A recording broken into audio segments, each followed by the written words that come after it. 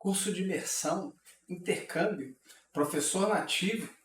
Se você quer realmente aprender um novo idioma em pouco tempo, em minha opinião pessoal, esses não são as formas mais eficazes. After learning 5 different languages, je peux te dire qu'il y a quelques secrets pour apprendre une nouvelle langue. Natürlich kommt es nicht darauf an, wie schlau du bist, sondern welches Verfahren du verwendest. Se queres aprender, quédate aí.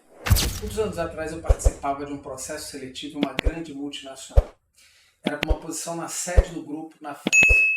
E eu não via qualquer problema ou restrição em relação à comunicação, porque na época eu já tinha fluência no inglês e é considerado uma língua internacional. Mas foi quando eu tive a infeliz surpresa de que o inglês não ia poder ser utilizado. Apenas o francês, um idioma totalmente desconhecido para mim na época. E eles colocaram como condição de me conceder essa posição apenas se em 3 meses eu tivesse apto, ou seja, com domínio na língua. Resumo da história, 90 dias depois eu embarcava em um avião rumo ao meu destino final em Clermont-Ferrand. O que eu fiz para conseguir fluência em tão pouco tempo? Bom, antes vamos entender alguns fatores importantes. Eu não tenho nenhuma superdotação em raciocínio ou linguagem. Meu QI é certamente dentro da média e minha capacidade de concentração eu diria que é até deficitária. A única coisa que eu fiz foi entender como funciona o processo de aprendizagem. Isso pode ser para qualquer coisa. Isso sim me permitiu alcançar resultados acima da média usando métodos não convencionais. Então, ao invés de me simplesmente matricular no primeiro curso de idioma e fazer uma imersão, eu comecei entendendo como o nosso cérebro adquire conhecimento e através disso eu bolei estratégias para que isso funcionasse. Vamos entender então desde o início. Primeira coisa a saber é que o nosso cérebro, para absorver conhecimento, é um processo lento. E a forma mais lúdica de se entender é como se você estivesse enchendo uma piscina olímpica com uma mangueira de jardim. Ele precisa ser algo contínuo e ininterrupto, e lá no longo prazo você vai começar a absorver o produto daquilo. E uma forma fácil de você conseguir sem ter esforço é criando hábito. Se você cria hábito a partir de alguma coisa que você tem interesse em aprender, aquilo se torna algo automático e você aos poucos melhora e cada vez faz com mais acuracidade e destreza. Só que o que a gente precisa entender em relação a hábitos é que para a criação deles nós precisamos alterar o nosso comportamento. E a mudança de comportamento ela sempre existe em 3 camadas diferentes. Então, para vocês conseguirem adaptar um aprendizado rápido de uma língua, primeiro precisa entender como essas camadas elas têm relação em si. E funciona mais ou menos assim. Tem a camada superficial do comportamento, se chama resultado, que é o que nada mais você obtém a partir daquele seu interesse. A camada intermediária, que é a do processo, ou seja, o que você faz para adquirir conhecimento e transformar aquilo cada vez em algo mais notório para você. E a camada mais interna, que é a da identidade, é o que você acredita a partir disso tudo. E cada nível tem uma função e importância diferente. O problema, quando a gente vai falar sobre mudança de comportamento, não é você agir nas camadas porque a gente, de forma intencional não, a gente vai atuar em cima de todas elas, no resultado que eu quero alcançar, no que eu vou fazer e no que eu acredito. O problema é a direção que isso acontece. Essa é a falha grave. Imagine, por exemplo, que eu sou um fumante. Eu gostaria de perder o hábito de fumar, ou seja, adquirir um novo hábito de não fumar. Se alguém chega próximo de mim e me oferece um cigarro, e eu falo, não, obrigado, eu estou tentando parar de fumar. Isso parece até uma resposta razoável, mas veja, a conotação que dá é que eu sou uma pessoa fumante e eu quero ser outra coisa, que é alguém que não fuma. Ou seja, eu ainda não me enxergo como alguém não fumante. Agora veja, ao invés de eu falar não obrigado, estou tentando parar, eu posso falar também não obrigado, eu não fumo. É uma pequena diferença entre a primeira e a segunda, só que essa é total em relação ao resultado. Por quê? Nesse momento você se enxerga como alguém que não fuma. Você se enxerga de forma diferente daquela primeira. E isso é uma mudança brutal. E esse, na verdade, é o erro comum. É você querer começar pela camada superficial, que é do resultado, ou seja, onde eu quero chegar, com a expectativa que no final você altere a sua identidade, ou seja, quem você é. Então, o primeiro grande problema na construção do comportamento é que quando você começa pela camada externa, você cria o que a gente chama de vale da desilusão. O que é isso? Vamos entender como esse processo funciona dentro da nossa cabeça, como o nosso cérebro enxerga toda essa mudança. Primeiro, você vislumbrando um resultado, entende de uma forma automática que ele vai acontecer linearmente. Ou seja, se hoje eu quero chegar a 10, por exemplo, e hoje eu faço um pouco, eu vou ter 1, amanhã eu vou ter 2, depois eu vou ter 3, 4 e assim vai até eu chegar a 10 em qualquer coisa. Essa é a forma automática que o nosso cérebro enxerga hábitos. E quando eu foco no resultado, que é isso, ele vai ter essa percepção sempre. E o problema é que para coisas que exigem um resultado de longo prazo, como a formação de um hábito, nunca vai acontecer de forma linear, como 1, 2, 3, 4. Ele vai acontecer de uma forma senoidal, como se fosse uma curva. Então no primeiro dia vai ser 1, depois vai ser 1.1, depois vai ser talvez 1.2, depois 1.4 e aí 1.6 e vai demorar talvez uma semana para chegar no 2 e vai demorar talvez 2 meses para chegar no 4 e esse processo ele cria uma lacuna entre a minha expectativa real e o que de fato acontece. E aí onde a maioria desiste de qualquer que seja aquele tentativa de criar um hábito e volta às atitudes antigas e se acomoda naquele estágio que ela estava antes. Então, por exemplo, se você deseja ter mais dinheiro, mas se a sua mente ainda enxerga como alguém que consome mais ao invés de produzir, você vai continuar sempre gastando mais do que recebe. Independente do que você gostaria. Ah, mas eu gosto de ter muito dinheiro. Não importa. Mas se você foca simplesmente no resultado, ele nunca vai acontecer porque a sua identidade ainda não está preparada para aquilo. Há uma incoerência quando você pensa em se você deve ou não executar aquela tarefa. A sua identidade ela vai responder de maneira que, olha, isso não é exatamente como você pensa e acredita. E esse método voltado para o resultado, onde você esquece da sua identidade, que a gente chama de hábito baseado em resultado. Você foca no que você quer ter. Só que a identidade, como a gente viu, não está alinhada e vai ser muito mais difícil de alcançar. Então a primeira sugestão que eu descobri quando eu ia começar a aprender línguas é que a gente precisa adotar uma forma diferente de approach, que é hábito baseado na identidade. Em outras palavras, eu vou estar focando no que eu quero me tornar e não no que eu quero ter. E com isso você consegue alterar a sua crença e facilitar as ações na hora que você precisa decidir.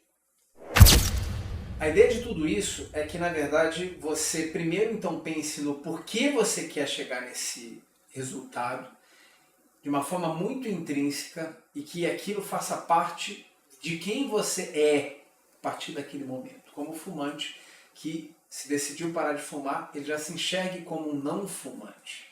Se é uma pessoa que quer ficar rica, ela precisa já se enxergar como alguém que tenha o recurso e a mente de milionário. Tudo isso precisa primeiro começar dentro da gente para depois ir migrando para as partes mais externas, porque a próxima camada que vai existir vai ser a camada da ação, do processo. Então é importante que você sempre migre dessa camada interna, onde está a sua identidade, uma vez que você entenda claramente o porquê daquilo. Dessa maneira, você não precisa se esforçar tanto na hora de tomar uma decisão, porque isso é algo já que é intrínseco, ele faz parte de quem você de fato é. Se, por exemplo, você quer se tornar rico, você precisa primeiro adotar a mente e considerar como uma pessoa milionária, que já pensa como alguém que tem dinheiro e que sabe o valor daquilo, sabe o que fez para poder chegar lá e tomou decisões sábias. O milionário não foi feito com base em consumo, e sim em economia, em investimento, em criação de capital. Essa é a base, por exemplo, se eu for para uma linha financeira. Se eu quiser, por exemplo, aprender um idioma, eu preciso me enxergar como alguém nativo na língua, alguém fluente que precisa estar constantemente consumindo aquele tipo de conteúdo a todo momento até eu chegar no resultado desejado. E aí vamos entender então quais são os estágios que a gente precisa passar para se construir qualquer tipo de hábito.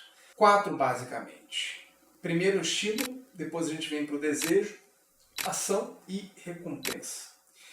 E cada um desses estágios, eles vão acontecer de uma forma muito automática ao longo da nossa vida, ao longo da nossa jornada. Pense em coisas que você faz e que você não precisa pensar, por exemplo.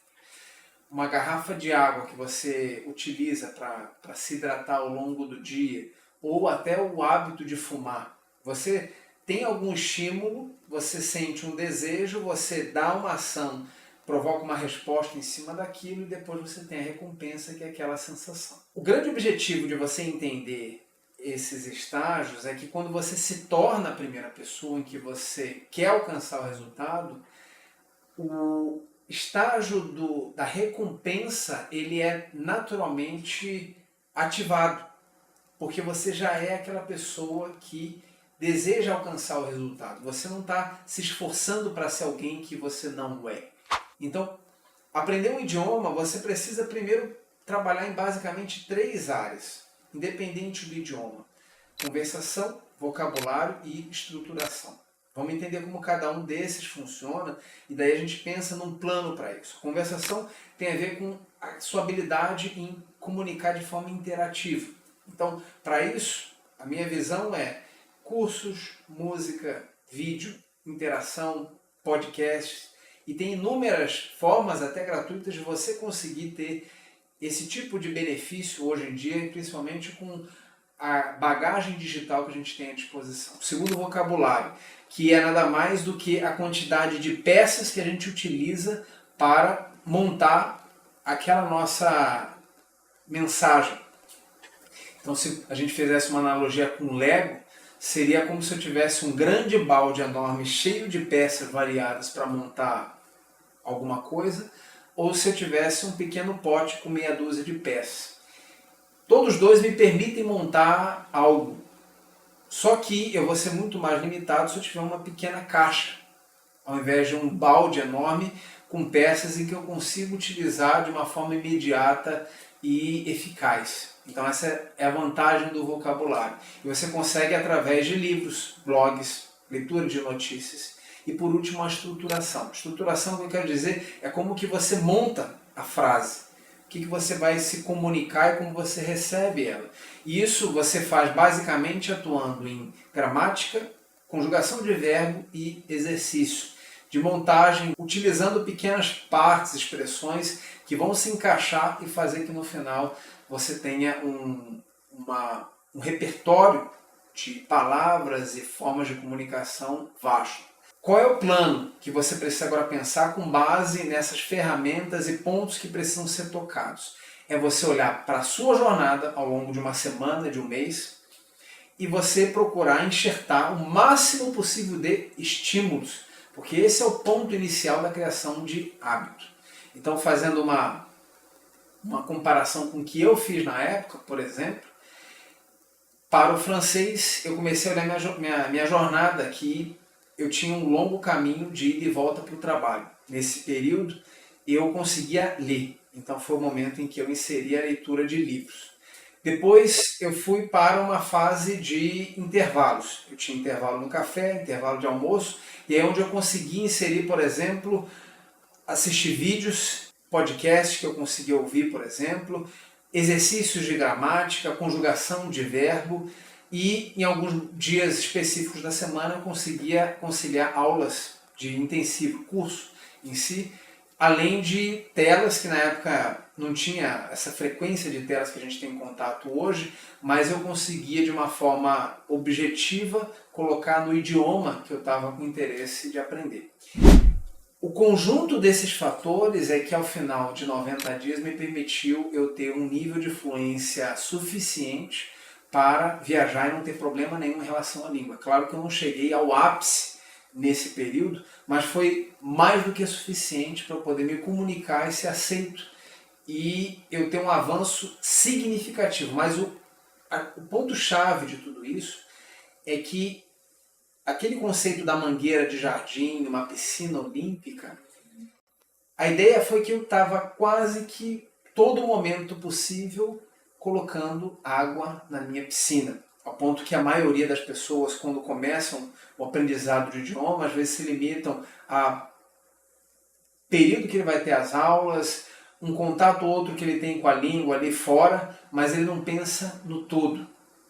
E há uma série de oportunidades que você pode inserir para estar consumindo conteúdo naquela sua língua desejada e você vai fortalecendo cada vez mais a base de conhecimento e deixando isso mais fluido. Então, eu num dia normal, por exemplo, eu chegava a ter contato com francês nessa época de 8 a 10 horas. Muita gente que me pergunta, mas Bruno, então você não trabalhava 8 a 10 horas direto e você não tinha, só ficava fazendo isso? Pelo contrário, eu tinha uma rotina intensa de trabalho, mas a diferença é que eu ocupava o máximo possível do meu tempo de segunda a segunda, durante pelo menos esse período, consumindo conteúdo sobre isso. E quando você faz isso de uma frequência tão grande, você acaba migrando a base desse conhecimento para uma região, que são os gânglios basais, que é onde ficam todos os nossos hábitos armazenados. E esse é o grande segredo, porque uma vez que você transforma aquilo em hábito, ou seja, um idioma em hábito, eu posso ficar meses, anos sem falar e que eu vou manter sempre a raiz dele aqui nutrida. Eu vou precisar talvez de um período curto para poder resgatá-lo, mas ele está sempre ali salvo e à disposição quando eu precisar utilizar. Então, resumindo procure olhar a sua rotina, primeiro enxergue quem é você tendo esse benefício da língua, o que você vai passar a se tornar com isso, porque isso vai facilitar suas decisões naqueles momentos difíceis, onde você vai precisar consumir conteúdo, e comece essa rotina de, ao máximo possível, diversificar dentro dessas áreas que eu recomendo particularmente e que ao final desse período você vai notar uma drástica diferença. E veja, isso não tem a ver com a qualidade do curso que você vai frequentar, ou o livro que você vai comprar, isso tem a ver com a atitude que você vai ter perante tudo isso que a gente está falando e depois simplesmente colher os resultados. Se você gostou desse vídeo e acha que pode ajudar alguém, compartilhe. E se inscreva no canal para mais conteúdos como esse. Não é encorajamento, é procedimento.